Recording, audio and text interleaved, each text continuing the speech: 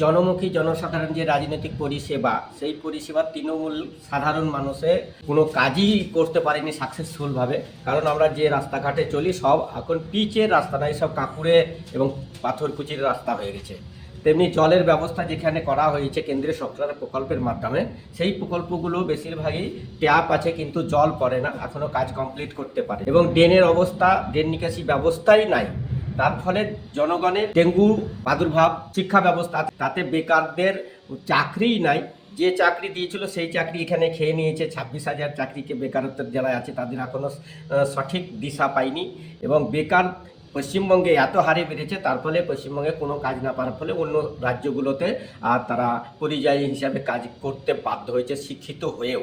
বাংলাতে সরকার পরিবর্তন দরকার আছে, কারণ এই পশ্চিমবঙ্গে যদি এই সরকার, টিএমসি সরকার, মমতা সরকার যদি থাকে, তাহলে এই রাজ্যটাকে ভিখারি বানিয়ে ছাড়বে। অতএব আমরা সাধারণ মানুষকে বলবো, আপনারা এই বছরে সরকার অবশ্যই পরিবর্তন করেন, যাতে আপনাদের ভবিষ্যৎ ভাবনা থাকে যে আমরা খেয়ে দিয়ে এই রাজ্যে বসবাস করতে পারি। আমার ভোটের মাধ্যমে মমতাকে এটাই বলতে হয়, দিদি আপনার 15 বছর ধরে অনেক চৌর্যবৃত্ত চলেছে, চুরি ছাড়া আপনি কোনো প্রকল্প স্থাপন করতে পারেননি। এবং আমার ভোটের মাধ্যমেও আপনাকে সেটা চাই যে আপনি পরিবর্তন হয়ে এই বাংলা ছাড়ুন।